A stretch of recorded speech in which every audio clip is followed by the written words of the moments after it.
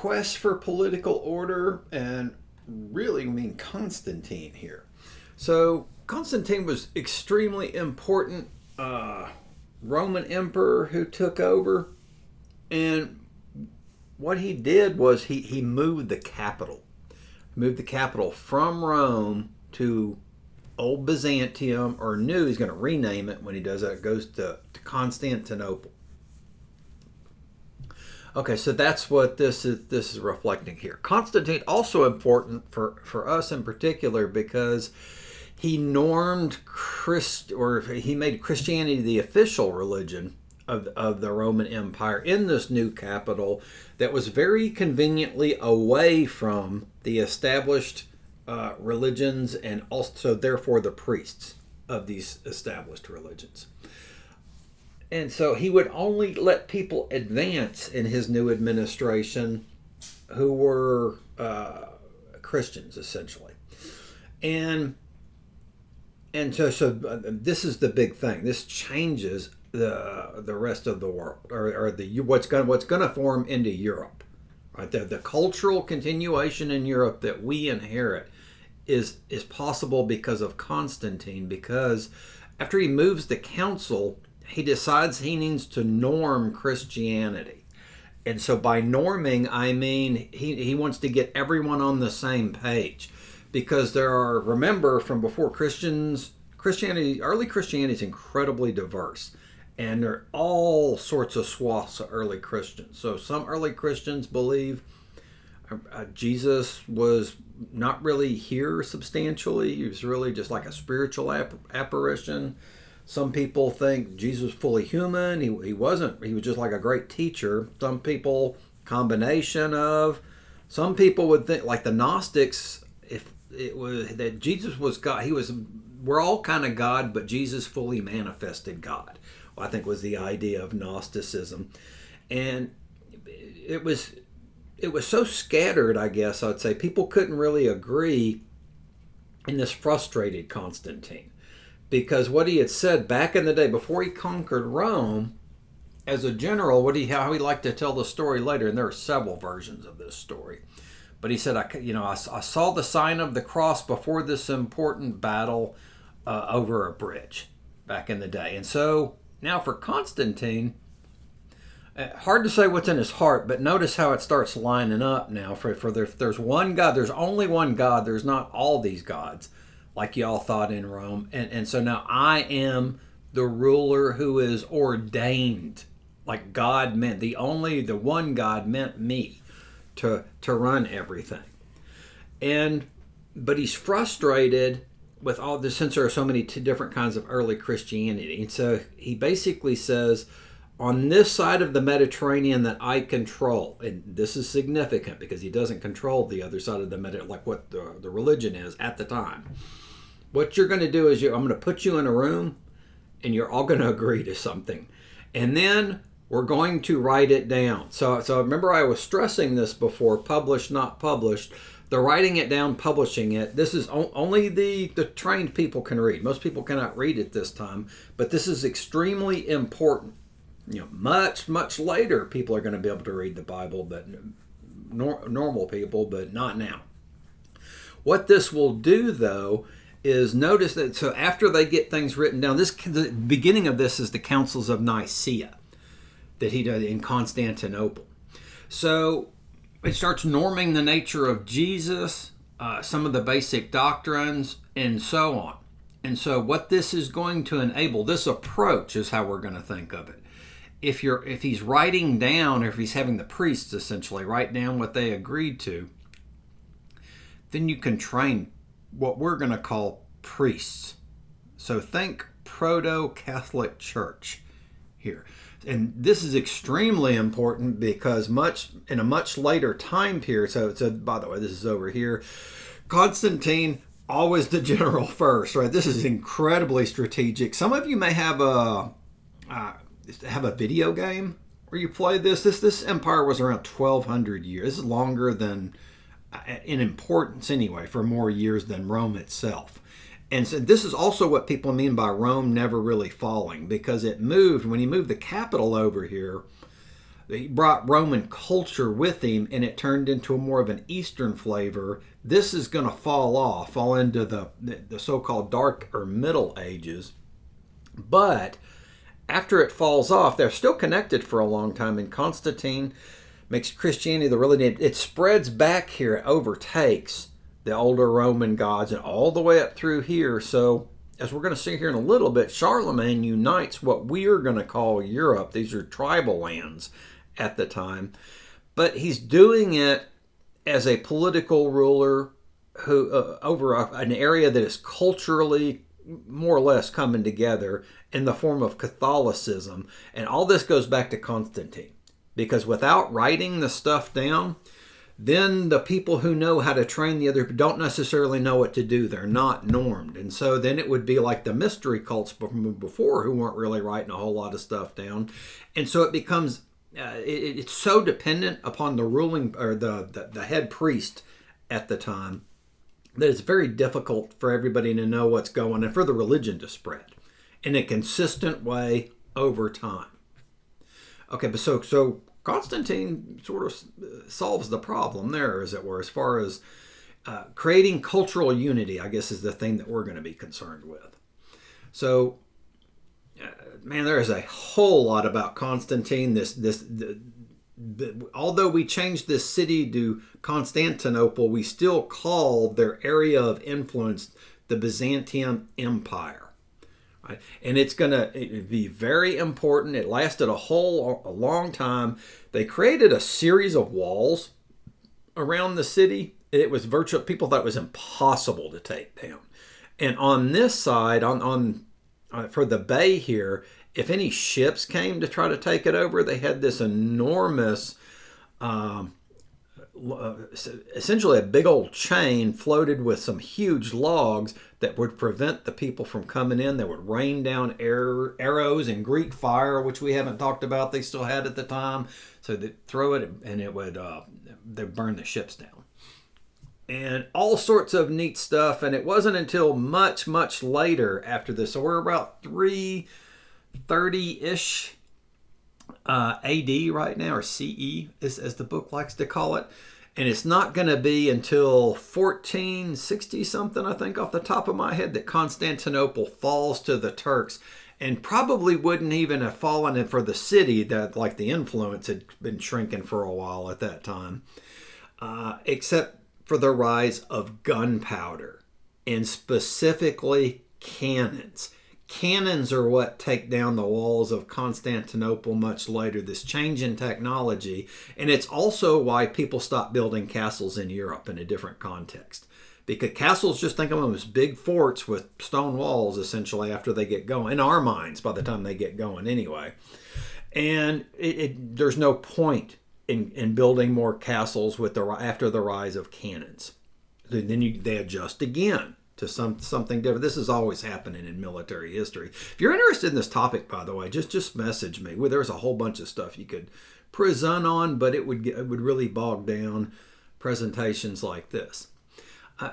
This guy Justinian and Theodora, his wife, are incredibly interesting from back in the day. So they take over the rulership after a while. So after Constantine dies, and a few more. And this next most important period, Justinian is the guy who's going to end up building the Hagia Sophia. So that's still going. It's still in Constantinople. For a long, long time, was modern Istanbul, by the way. So it's there. It's a mosque now. It was a church for most of its life. And they didn't want to tear it down and they converted it after the Turks took over, because it's such an impressive building. And Justinian was ruthless, but probably not as ruthless as his wife Theodora. And there are many versions of this story, but one of the things Justinian did was there were a lot of people opposed to his reign, and it was getting very heated. And so what he did was he got the people who were against him, to meet in their version of the Circus Maximus. And so what I mean by that is, so I didn't cover the horse races a whole lot when when we were doing the Roman section, but this was part of the spread of Roman culture. Was you'd build a horse track, and for them it's like their version of NASCAR, except they would often have their it was really political too, and the different colors would represented the different teams and who was with which political faction and all that. So Justinian, on the verge of getting toppled, gets all his opposition to go meet at the racetrack, essentially their version of the Circus Maximus, or the one that's in their town at the time. So it wasn't just in Rome. Remember, same thing with the gladiatorial arenas and so on. And so what he does is he has his people lock the gates so that no one can get in or out after that, and he slaughters them. And by the people, right? So it's incredibly ruthless. And supposedly the birds ate for a long time. So the saying, the people writing about this afterwards, after this just great slaughter. And so he came up with this idea. He was running. So the story goes anyway, he was on the run, and he was about to board a boat, a ship, to leave Constantinople. And his wife, Theodora, who may have been a high-class call girl essentially, meaning she was trained for very important people, they would have known a whole lot of languages, may not have been, by the way. In the spicy version of the story, she told him, she was there with him on the boat. She said, "There's no way, I can't do it. I can't, like from where I came from and rising to this position. We're just gonna go. You can go by yourself, but I'm not gonna do it. We're gonna stay here." So she convinced him to stay, and then they did the great slaughter essentially after that. So either one of these two would be a good presentation topic. The Hagia Sophia, and for the building technology they had in the day, I'm telling you, this is the bomb. This is a just a wonderful building, and this is why he built it, was because of the great slaughter. He raised a lot of taxes after that really torqued people up. But he went into a great spending spree, and this is what he built. Because I mean, just think about it in a basic sense. I didn't go on a big rant on this for the pyramids, but I think I referenced that the Great Pyramids were probably built mostly for beer. That was the way. So beer, liquid bread, right? It keeps better back in the day. But also one of the things that the Great Pyramids did, elaborate governmental building projects. So while I did the sort of the modern flavor, the modern taste in America is, well, we don't like that. That's going to waste a whole lot of money or whatever. Think about it as in a more fundamental level. If you're the ruler back in the day, you want people occupied. You don't want large collections of people around, because what if they decide to, as they did with Justinian, come after you? So let's keep them busy, keep them employed, and all that. And so if we go into debt to do this right now, I guess what Justinian was thinking, well, at least I'll still be alive through my reign, or maybe something like that. We don't know that for sure. I'm just speculating. Got a law code going after this, after his brutal stuff. And I think that's we're going to start here with the rise of so we're going back to Rome now. Odoacer. All right, so this is 476 when technically Rome collapses. But I said before, this is more with a whimper than a bang, because Rome was greatly depleted at this point anyway. And this is when people said the barbarians are at the gates, they're referencing a much later historian who wrote a book about the fall of the Roman Empire and gave this date a grand sort of turning in world history. But it seems that it was completely false. So people think barbarians at the gate. There were like the German tribes in bear skins and stuff like that. That was not the case. Rome had been in decline for a long time. And so one of the things that the Romans did after their very aristocratic sons decided that they didn't really like serving in the army anymore, now that they had gotten even more wealth and fame and all that, they said, well, what we'll do is we'll start contracting out with local people we'll train them how to fight like Romans. We'll show them how they, we can help them arm up as long as they're friendly to us, and teach them how to fight like legions do. And I haven't gone over that in this point. I won't get into it now, except to say that the Romans took over the Greek phalanx and they adapted it to where it was a lot more mobile. And so they're teaching this to, at the time, the Germans. So when the Germans, they look just like pretty much just like the Romans, right? They're fighting like the Romans do. They just have different allegiances at this time. So it's not like civilization was necessarily lost, or like it was really even all that different in the land surrounding. It wasn't. What does it really matter who you're kicking up to if you're a farmer at the time, right? Because they're still going to need you to farm stuff. Okay, but with the central administration, there's the loss of the empire, and the Germans were not good at that. And so it's not until later, and we're going to cover him in a separate chapter, that Charles the Great, or Charlemagne, takes over. And we're going to pick him up again in a different chapter here in just a second. But his empire, look at this. This is why Charlemagne is important, because he makes Europe. And so, well, that's silly, Davis. How can he make Europe? Because they didn't even call it Europe back in the day. Well, just look at the land. So all these were tribes, right? So he unifies under one rule, is, I guess, the more proper way to say it here. And then much later, he's going to get the cultural stuff by getting the Pope to bless him. Get the cultural unity. And we'll talk about why cultural unity, or what I'm going to call soft power. People like to use this term in a very general sense. So I'm going to give you a specific example of why soft power is incredibly important for ruling over long stretches of time. The Vikings were some serious people.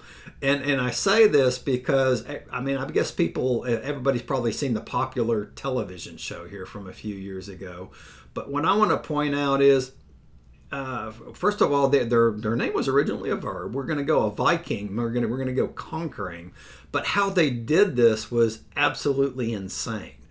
And so they're taking shallow draft boats, because they're thinking at the end of the day, we're going to end up going up rivers, because that way we can easily attack a lot more inland towns, monasteries, and get the loot there, or places where people do not expect to be attacked. Right? So you need a shallow draft boat to get there. So that way that the boats themselves don't get hung up on when the water, there's just not enough depth in the water. But shallow draft boats, I will tell you, and I did 6 years in the U.S. Navy, are awful on the great ocean. Right? So you want a steep draft for the ocean, and they're specifically coming across the North Atlantic Sea, which is even now is notorious for taking down ships. So even in this age, right, if you bring just a ship that's not well made, that does have a steep draft, it can literally just crack the entire ship in half. The waves get so deep, because the ship will come out of the water and it'll want to crash down. They did this back in the day in the kind of boat, like these kind of boats. They had to have lost several people just getting to and fro, right? Okay, so we're going to pick this up here in the next, I think, 2 readings from now in this module.